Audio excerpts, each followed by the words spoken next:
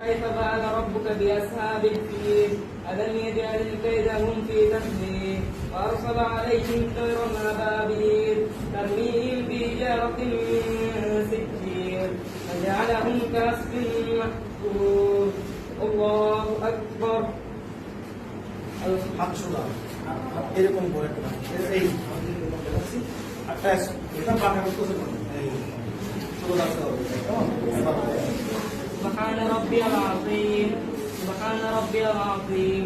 سبحان ربي العظيم سمع الله لمن حمده ربنا لك الحمد حمدا كثيرا طيبا مباركا فيه الله أكبر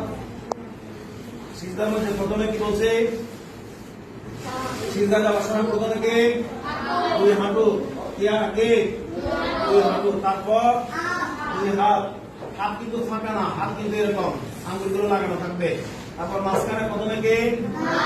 তারপর কে আবার একটা সিজদার মধ্যে কয়টা জিনিস লাগবে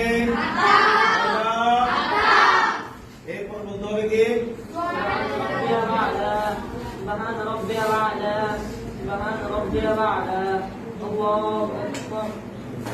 رب اغفر لي وارحمني واهدني وارفعني وارزقني الله أكبر